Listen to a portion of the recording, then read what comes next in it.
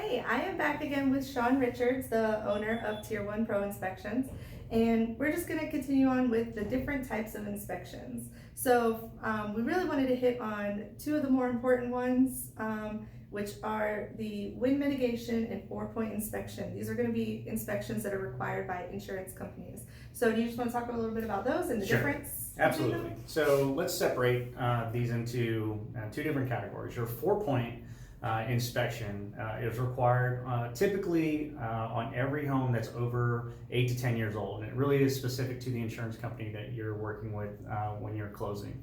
And what a 4-point inspection is, it is essentially an insurance snapshot or report card for the property, right? It gives them the very specific and limited information about the roof, the type of material, conditions of on the roof, your electrical system, your plumbing system, and your HVAC system. So what that does, it allows the insurance company to understand the risk of the home, right? So if it has an older roof or older HVAC, etc., that all affects the bottom line, and with them underwriting the risk, affects your price point on the insurance policy.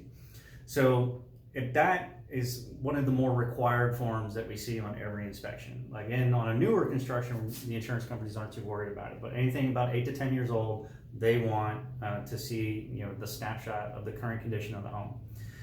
On the flip side of that is the wind mitigation. So the wind mitigation isn't a pass-fail. So the 4-point, you can necessarily fail a 4-point if something is unsatisfactory, right? That will require a repair before the home is insurable.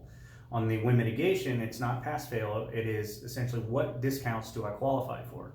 So the wind mitigation is how I save money on my insurance. A 4-point is how do I get insurance, and can I get insurance on a property? So wind mitigation, it helps a homeowner qualify for specific insurance discounts here in the state of Florida. This is a Florida-specific thing, and it helps identify what wind safety measures are installed on the home. So do we have hurricane clips or straps installed? How's the roof decking nailed down to the trusses? What kind of roof covering do we have, and when did it go on? What type of garage door do we have, and do we have opening protection on the home, right? So all that goes in. There's a lot of variables there, but a wind mitigation can save you a significant amount of money on your insurance if you qualify for additional credits. So it's always highly recommended that you get a wind mitigation.